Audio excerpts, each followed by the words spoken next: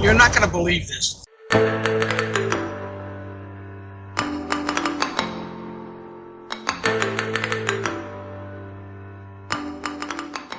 Last video that we showed you, it was like sub-zero temperatures.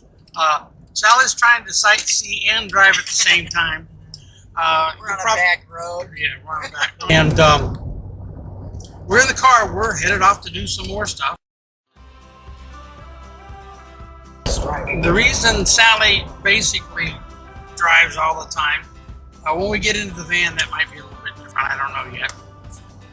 But in her car here, the reason that that she drives is because she gets very easily gets car sick.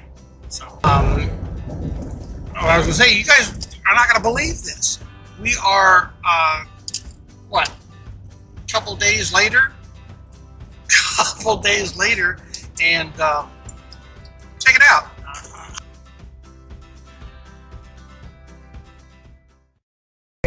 We have 2 more months of winter. Although the day here it is the day after Valentine's Day, and it's 62 degrees. I'm going to do some editing when I get home. Sally's got, like I said, she's got a doctor's appointment she's going to go to. I'm going to do some. Visit my dad. Right. I'm going to do some filming. Like I said, we're going to try and get back on track and do something and let you guys know what's going on. Sally has had me. How long now is on the keto thing? I've had keto. At least 3 weeks. At least 3 weeks.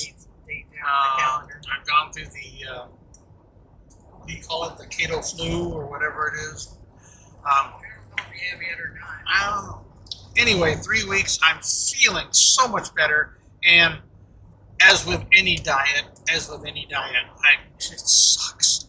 I hate dieting. We all do.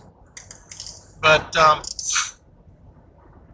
being a diabetic, the keto thing is like really doing good. My sugar, which was relatively high, has gone down. Still not down like she wants it. Me, I'm happy with it. I want down enough where you can cut the insulin shots out. Right. Well, I don't want to deal with that on the road, and I don't want him to have more problematic issues. Right. That's why. Well, I'm sorry if the wind is coming through here, but I'm working on the deal with cameras because we're still filming with the camera thing. Right. Anyway, so the keto thing is really, and like Keto says, and a lot of you, there's a lot of people that I see that are on it that we watch, and number one, of course, is Carolyn. Carolyn's doing it right now. And she's lost.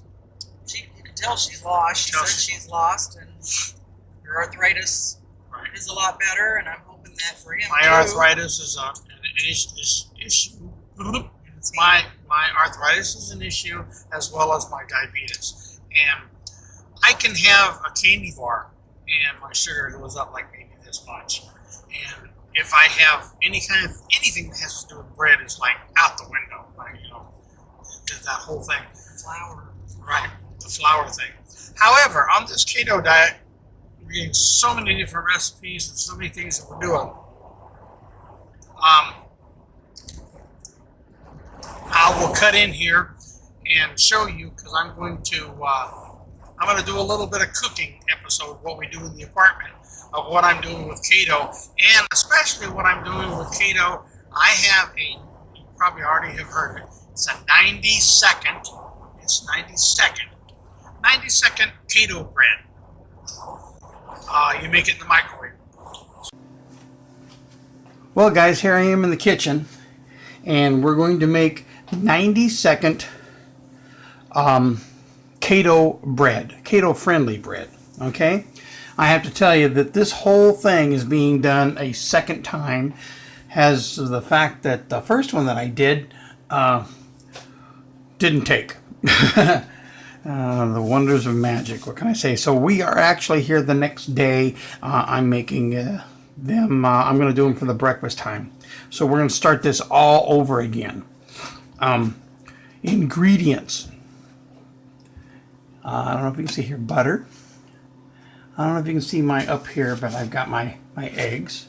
So you've got butter, you've got eggs, you got Philadelphia cream cheese, the all-important superfine almond flour, which is actually the brand name on it is Bob's Red Mill. I don't know if you can get it or not, gluten-free. Oops, sorry about that. And also baking powder. 90 seconds in the microwave. I won't bother showing you the microwave, but I'm going to show you a couple of ideas that I have come up with and things that I've come up with using the same recipe. Now, I have a mixing bowl, very small mixing bowl, nothing that's required. Actually, the cooking things I'm using is a little saucer plate type thing here, and this is really, really awesome. These are the reusable little packages that containers that you get from KFC that have mashed potatoes in it, coleslaw, things of that nature. And this here really, really works out good. Okay, first things first. What you do, whoops, I keep bumping that, I'm sorry. Okay, you're going to take about 1.5 tablespoons of butter. Okay, that's our first thing. And to make this more pliable and easier to work with, 30 seconds in the microwave.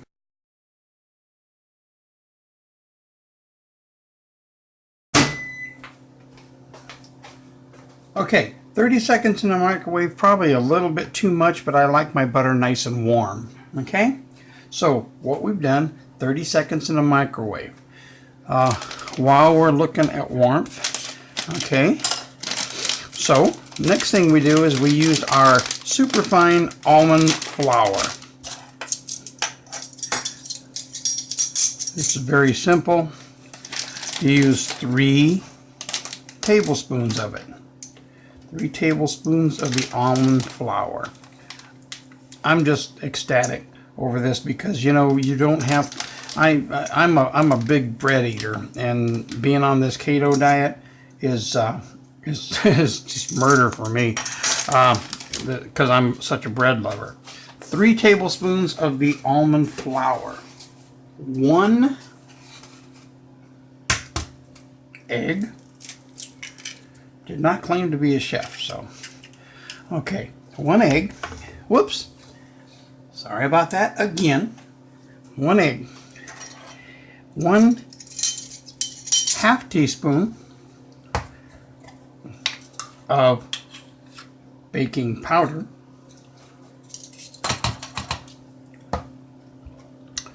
1/2 teaspoon of baking powder. Where am I at now? Oh, the all important, there's what makes it taste more giveable to the taste buds, is Philadelphia cream cheese. Now, Philadelphia cream cheese, it says about 1.5 tablespoons. A little bit more, a little bit less. You notice that my my measurements are a little bit forgiving. Okay, they're a little bit touch and go. Might be more, might be less, but the recipe calls for 1.5 tablespoons of cream cheese. Pink Himalayan salt, about a pinch. That's what I do there, as far as that's concerned. Now, we just mix it up.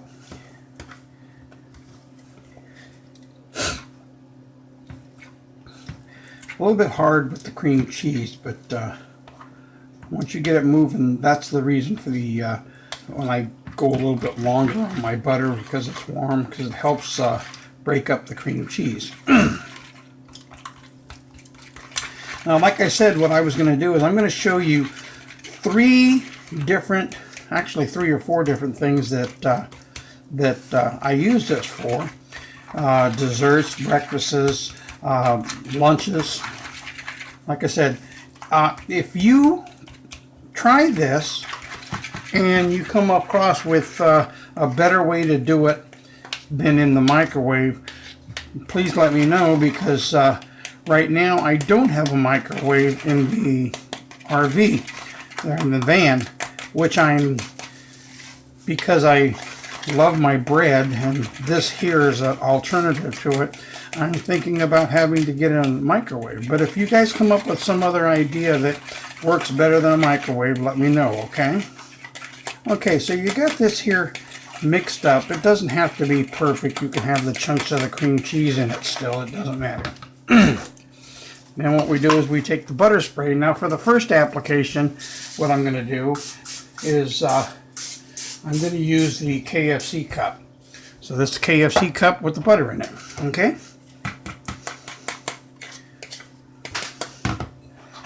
And we just take this. I am not a master chef. So here we go. We take this mixture and we put it right in a cup.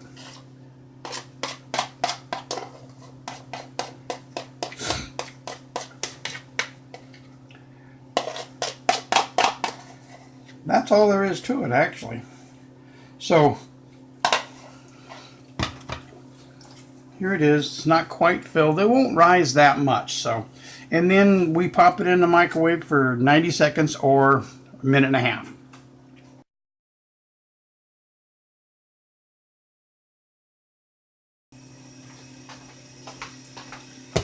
Okay, minute and a half later, this is what you've got. And it kind of puffs up, which is kind of cool. I'm gonna just put this right out here on the counter. Now, this here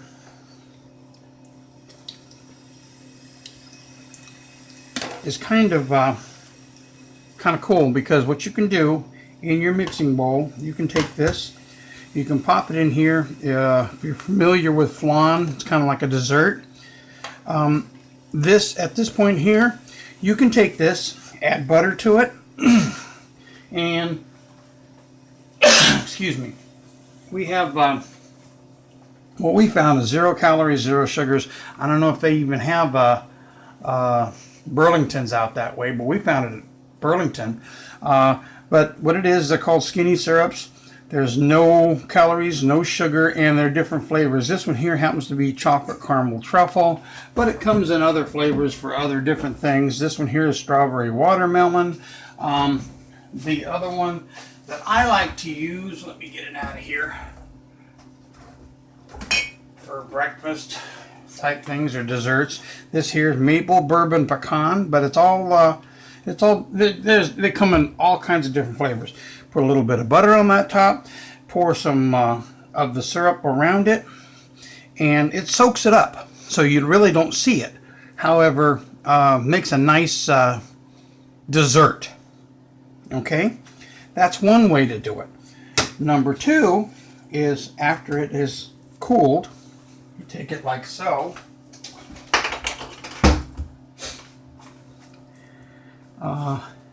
And you go sideways with it like this, and you slice it in two. Because it's so thick, you actually have 2 pieces. Then you take a little bit of butter here in the frying pan. I think you can still see the frying pan over here. Yeah, you can. Okay, so now you've got these things that are kind of like in half. Okay, what's nice about these, you can take these. Now see, there's one that I showed you that is the dessert. If you want to do kind of a lunch type thing, here is a little bit of butter in the pan, and you've made this, and you can put these in here and you just fry them. And actually what happens is they toast up like a muffin or a hamburger bun, or which you can put hamburgers between. I mean, I saw where if you go to a fast food restaurant, you can get like a hamburger, but wrapped it in lettuce instead of the bread, because you're trying to stay away from the bread. you can do that. Or if you have these, I would say if you have these pre-made, you know, stick it in a Ziploc bag or something, take them with you if you know you're going to be stopping. You can do that. You can order the whole thing, take it to your car, do whatever, break it down and replace the bread with this here.